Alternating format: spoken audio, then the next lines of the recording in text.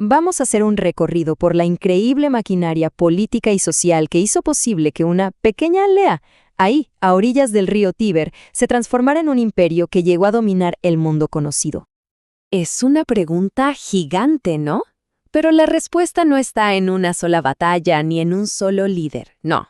Está en sus cimientos, en el ADN de su organización social y política, una que fue cambiando, adaptándose por más de 1000 años.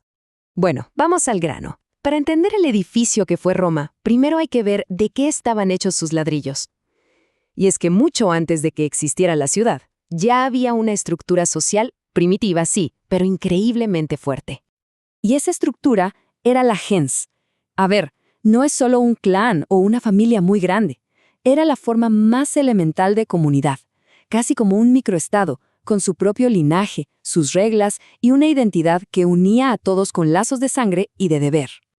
Y lo increíble es que cada gens funcionaba por su cuenta. Tenían sus propios dioses, un apellido que todos compartían, leyes internas y una solidaridad a toda prueba. Salirse de la gens era casi impensable. Era la primera y más profunda lealtad de un romano. Y si miramos dentro de la gens, encontramos el núcleo de todo, la familia. Pero ojo, no como la de hoy. En el centro estaba el pater familias, la autoridad máxima. Su poder era total, absoluto. Era el dueño legal de todo y de todos los que vivían bajo su techo. Su palabra era ley. Claro, esta estructura tan rígida dio lugar a una división social muy marcada. Por un lado, los patricios, la élite, los descendientes de los fundadores que lo controlaban todo. Por otro, los plebeyos, que eran la gran mayoría pero no tenían derechos. Y en medio, los clientes, plebeyos que buscaban la protección de un patricio a cambio de lealtad. Este desequilibrio va a ser el motor de conflictos durante siglos. Y sobre estos cimientos sociales se levantó la primera gran estructura política de Roma, la monarquía. Pero no nos imaginemos a un tirano con corona. El sistema era mucho, mucho más complejo. Es que la complejidad era notable. El rey romano no heredaba el trono, era elegido. Y aunque su poder duraba toda la vida, no era absoluto. Necesitaba el apoyo del Senado y de las asambleas, y su elección tenía que ser aprobada por los dioses a través de ritos sagrados. Aún así, sus funciones eran enormes. El rey era el general en jefe del ejército, el juez final en cualquier disputa, el principal legislador y también el sumo sacerdote. O sea, concentraba los 4 pilares del poder: el militar, el judicial, el político y el religioso. Para tener una idea clara del camino que vamos a seguir, aquí vemos los grandes saltos en la historia política de Roma. Después de casi 250 años de monarquía, en el 509 a.C., Roma da un giro radical. Y ese giro es la creación de la República, un experimento político súper audaz. Estaba diseñado para que el poder nunca más volviera a caer en un solo hombre. La palabra clave ya no era rey, ahora era pueblo. Entonces el punto central es este cambio.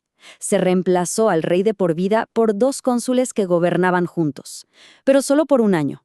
La idea era simple pero muy poderosa: dividir el poder en el tiempo, con un mandato anual, y en el número, forzando a que 2 personas se pusieran de acuerdo.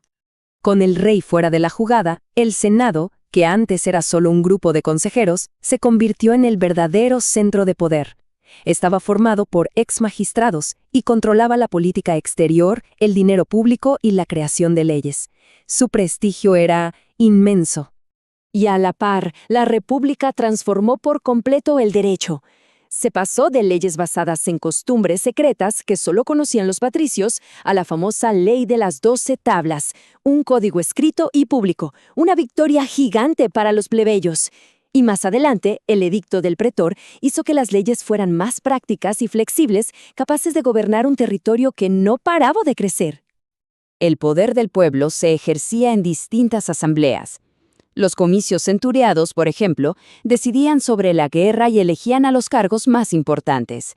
Pero la gran novedad fueron los concilia plebes, las asambleas exclusivas de los plebeyos. Con el tiempo, sus decisiones se volvieron obligatorias para todos los ciudadanos, patricios incluidos. Pero el éxito de la República fue también su ruina. Conquistar un imperio con las instituciones de una ciudad-estado se volvió imposible.